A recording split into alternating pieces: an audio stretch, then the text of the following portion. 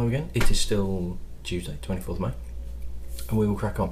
Now, I've just done Whistle Pig, where I was talking about the fact that they've only recently started distilling, where they are essentially acquiring stocks from another distiller, in their case Alberta Distillers, to bottle under their own label. And this one that I'm going to do now is actually along the same lines. This is from a company called Smooth Ambler, and this was this sample was actually donated by a guy called James Goggins, who works for Maverick Drinks, which is the sort of company that also do drinks by the dram.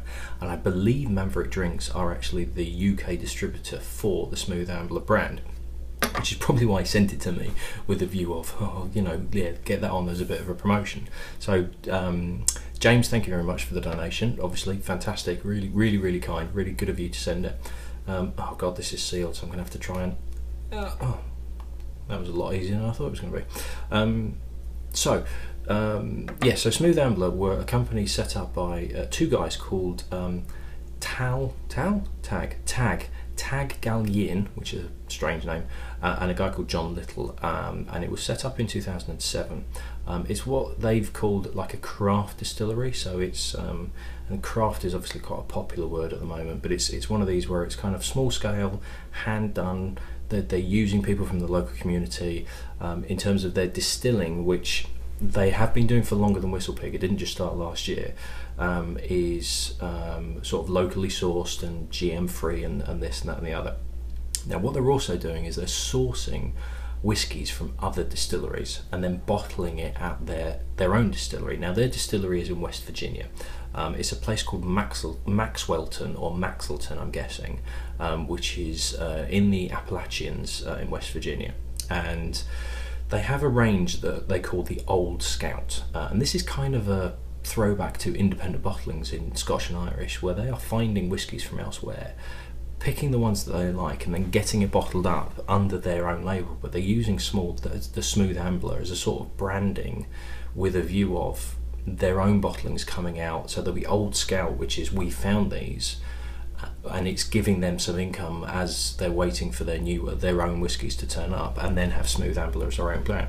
So excuse me, I'm gonna have to go on my knees again. This particular one is an Old Scout 7-year-old. Now they have an Old Scout rye, but we've also got the Old Scout. Now this is Kentucky Straight Bourbon, so it's Kentucky Straight Bourbon. So they've obviously, even though they're in West Virginia, they've sourced this from a distillery in Kentucky because they can put that on the label. So this is 60% corn, 36% rye, and then 4% barley. So just gonna get that in there. So at the moment they don't have a standard bottling as such. It is due out imminently apparently, but it all depends on when they're happy to release it as their own label. So if they need to age it for a little bit longer, they will do before they actually release it, which is fine. I've got no issues with that. I'd rather they wait and release it when the time is ready, rather than rush it out to meet some kind of release date. You could say that's an argument for things like films and video games and books as well, but that's by the by. So now there's a really good combination of fresh mintiness and also lovely sweet stewed fruits.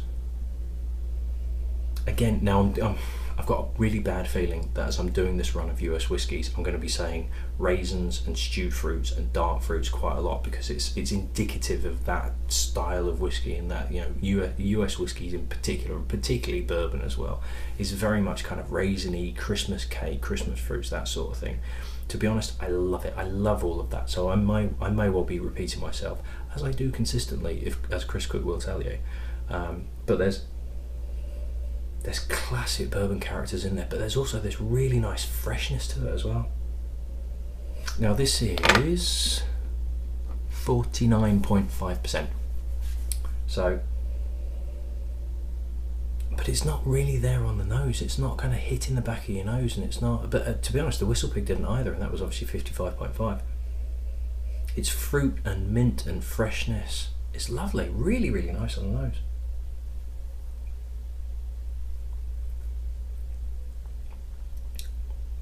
Now this is a 7-year-old, a lovely richness to it. That freshness continues as well. There's a really lovely rich mouthfeel, but that mint flavour carries on, and it's fresh garden mint as well, and it carries on through the palate and just lightens everything. Again, not much of an alcoholic burn, not much of a kick, not much of a bite at the back of the throat.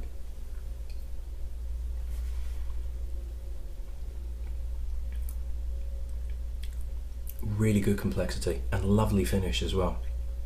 It's smooth, it's rich, it's mouth-filling. There's toffee, there's caramel, there is this overriding mint as well. It's not massively powerful, but it's there and it supports everything.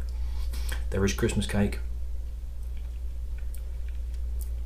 There's a very, very slight hint of smoke. It's not an Isla smoke, it's not a peatiness, it's not an iodine. It's like a barbecued smoke, and it's the sweetness as well, so it's kind of like a sweet barbecue sauce as well. That is really, really good.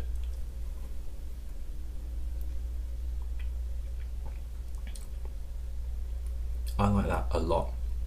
That's got a load of bourbon character that I absolutely adore. But there's this extra element, and I think it's that freshness. I think it's that kind of element of mint that just really lifts it kind of to another level.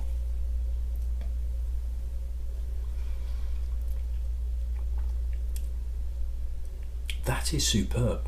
Wherever they got that from, I want to know who that is, because I want to go straight to them, because there's probably a slight premium on the price. You're looking at about 45 quid for this. I think Master & Malt was selling this at 45 quid, which, to be perfectly honest, I think particularly for a US whiskey as well, because there's always going to be a premium in the UK for that, I actually think 45 quid is a really, really good price, because that is an absolute doozy. That's fantastic stuff. Really, really recommend that. If you like bourbons, that is one of the better ones I have had. Highly recommend that. Absolutely beautiful stuff. Slightly different as well. Bourbons can kind of merge into one another, but there's enough character on that it really stands out on its own. Lovely stuff. Right, it is time for me to go to bed. It is quite a bit late actually, so I shall leave you with a recommendation to get hold of Smooth Ambler Old Scout 7-year-old bourbon whiskey, and I shall see you in the next one. Cheers.